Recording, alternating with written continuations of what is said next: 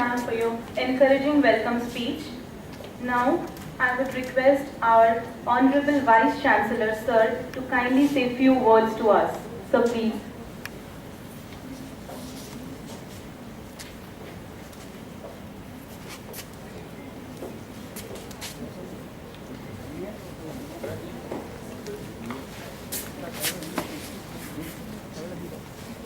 Very good afternoon, everybody. Professor Jinnat, Dr. Larry, Dr. Rogers, Professor Ganguly, our Dean, Professor Sanyal, Professor Paritosh Ganti, Ms. Christina, our members of different faculties, research scholars, invitees, and students.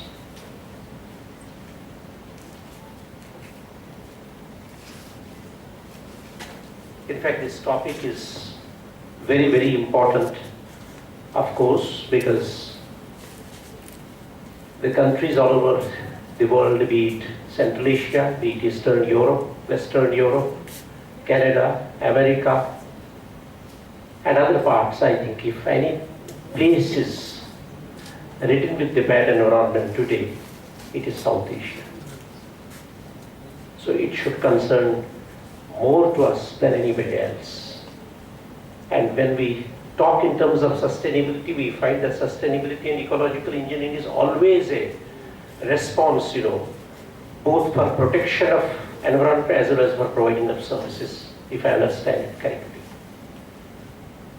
But unfortunately, I was telling the professors up there when we were discussing certain issues, in fact, that our trillions of dollars, trillions of rupees in India have gone down the drain when we push the science and technology, because most of it does not go into an applied science.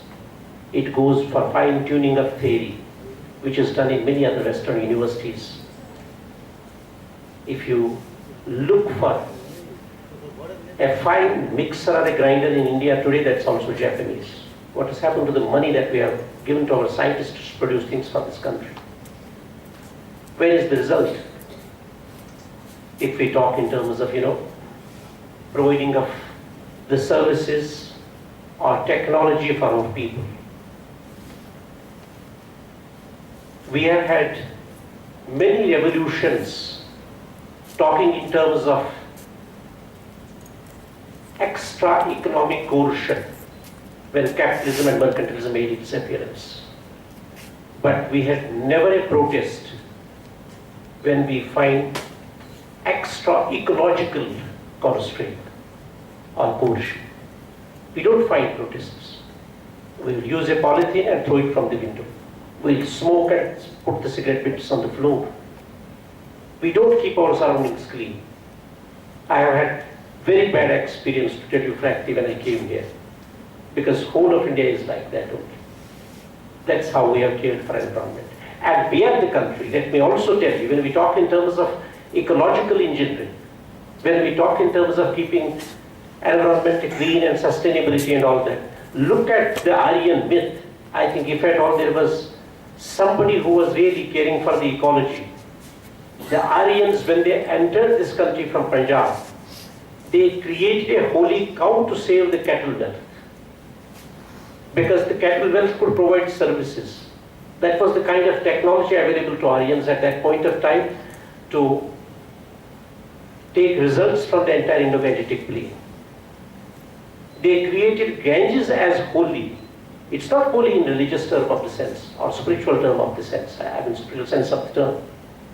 But they created it holy only for the sake of environment, because it could irrigate the world's largest wetland mass. There is nowhere in the world such a large amount of cultivable land as Indo-Gangetic plain offers us. But what has happened in course of time? That the Ganges has become polluted and cow has completely disappeared.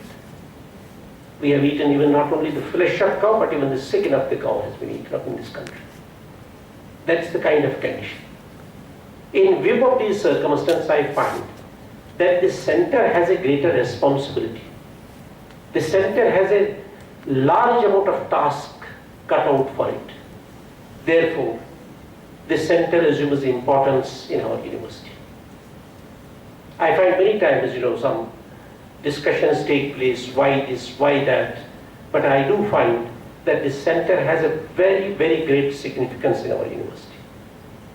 And I assure Professor Ganguly that if any new initiatives are being initiated, as we were discussing in fact, my university's full academic infrastructure and other support would be made available to you. I would also like to request the center that they should basically think in terms of eco-technology.